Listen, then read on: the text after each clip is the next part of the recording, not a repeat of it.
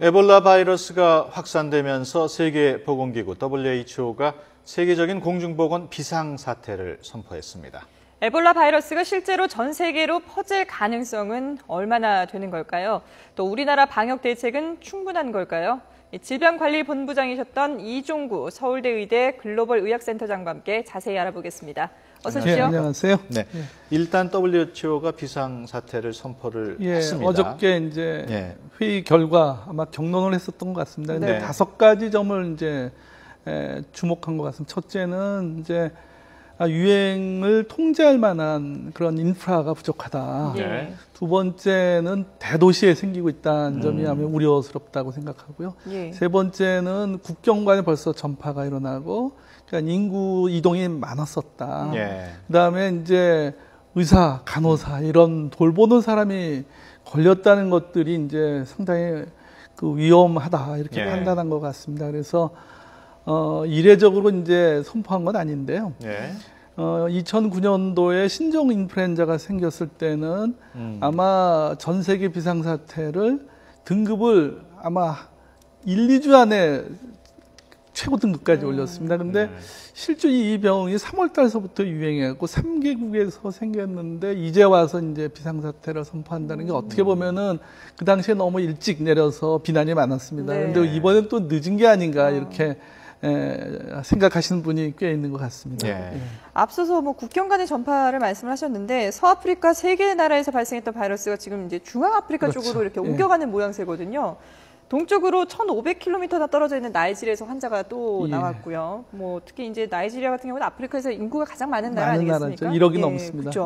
그러니까 이렇게 바이러스가 계속 이쪽으로 이동을 하다 보면은 더 확산되는 것이 아니냐 이런 우려가 나오고 있어요. 근데 이제 바이러스가 그냥 이렇게 전파되는 게 아니고 사람을 감염시켜서 사람이 전파하는 거기 때문에 특히 인구 간에 사람이 이동이 많은 것이 가장 이제 핵심이 되겠습니다. 그래서 이번에 스페인에 돌보던 신부님도 이제 걸려서 본국으로 돌아가셨고, 미국은 벌써 2명의 환자가 생겨 있지 않습니까? 이와 같이 환자를 돌보던 분들, 이런 분들이 지금 생겨서 이제 전 세계적으로 유행이 되는데, 이거는 그 2003년, 4년도에 사스하고 거의 비슷합니다. 그때도 처음 시작이 의료인서부터 이렇게 세계적으로 전파가 시작됐거든요. 그래서 그렇지만은 이제 지금 각 나라에서 생겼던 3개국에서 나가는 사람에 대한 검역을 지금 하고 있고요. 그다음에 이제 환자들 격리 조치하고 또 각 나라들이 공조가 지금 일어나고 있습니다. 원조도 하고 또 미국 같은 경우는 현재 의료진도 파견하고, 그래서 그렇게 오래지 않아 많이 잡힐 가능성이 있고, 그때와 같이 전세적으로 준비가 안 돼서 확 번졌던 거와는 다른 시점이 아닌가. 각 나라들이 그동안에 개인 보호장구, 의료시설, 검역 이런 것들을 많이 발전시켜 왔기 때문에 충분히 통제는 가능하다고 봅니다. 앞서 언급을 하셨습니다마는 이런 공중보건 비상사태 이번에 처음으로 발표된 건 아니죠? 우선 이제 세 번째입니다. 그러니까는 2005년도에 사스 이후에 세계보건기구가 이런 조직과 좀 체계를 정비해서 전세적인 위협이 생겼을 때 이제 비상령을 발령하는데 2009년도에 한 번 있었고요. 올 7월 달에 그 소아마비, 다시 말해서 이제 폴리오라는 병이 일부 중동 국가에서 유행을 하기 시작해서 그때 내렸고, 이번에 이제 세 번째로 발령을 내렸다고 보면 됩니다. 이렇게 비상사태를 선포하는 것이 발병 국가를 지원하기도 하고 또 이제 세계 각국의 어떤 그 공조를 위해서라고 하는데 그 어제 세계보건기구의 발표 내용을 잠깐 들어보시겠습니다. Countries affected to date simply do not have the capacity to manage an outbreak of this size and complexity on their own.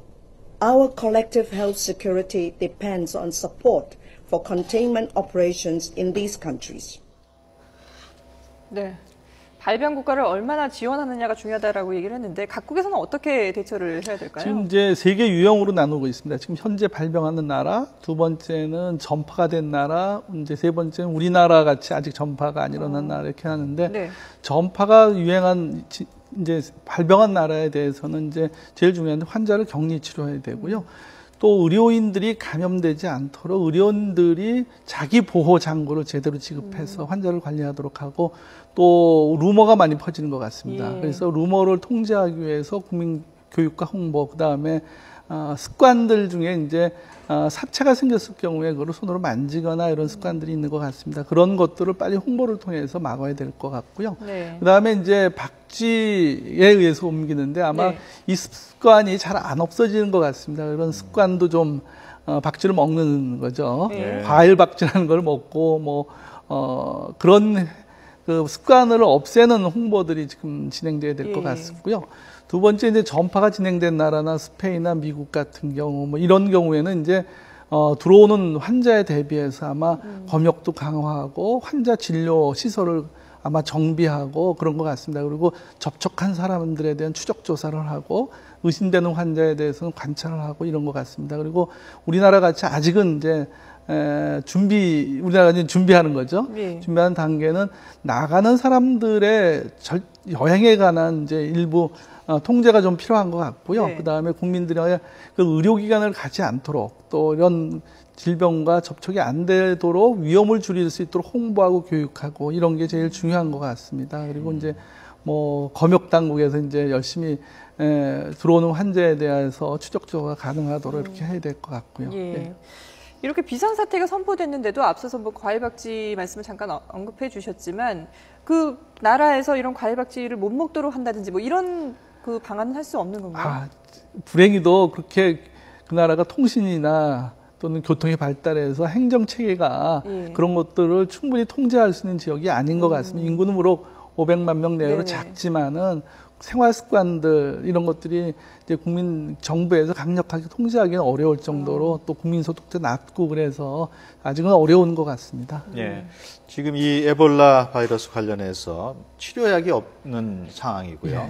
지금 시험적으로 나온 치료제가 사용이 되고 있는데 어떻습니까? 이 개인적으로 교수님은 이 에볼라 바이러스 감염자가 완치가 될 수 있다고 보십니까? 완치는 가능하다고 봅니다. 예. 이미 조사를 해보면은 앓고 지나간 사람들이 꽤 있다는 예. 증거들이 나오거든요. 그래서 이게 후진국이었기 때문에 치명률이 높은 것으로 보고요. 네. 만약에 우리나라에 환자가 들어온다면 아마 과거서부터 우리나라에 출혈열 환자가 있었습니다. 그래서 네. 경험이 많기 때문에 지금 50%의 사망률보다 훨씬 더 낮출 수 있을 것 같고요. 네. 이런 건 대증 치료로 말씀드리는 거고요.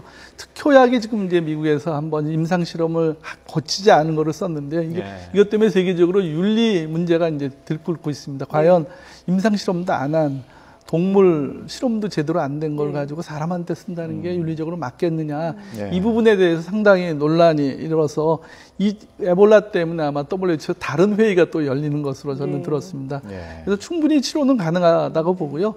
그 나라 의료시설이 그 사망률을 좌우할 거라고 봅니다.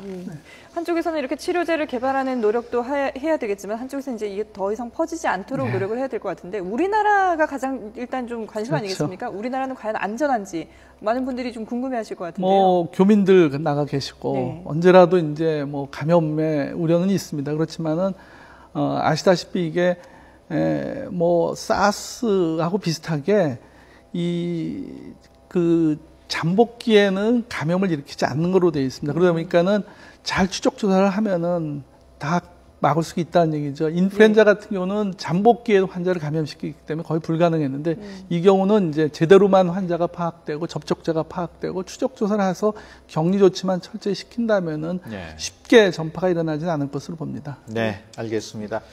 지금까지 서울대의대 글로벌 의학센터의 이종구 센터장과 얘기 나눴습니다. 오늘 말씀 고맙습니다. 고맙습니다.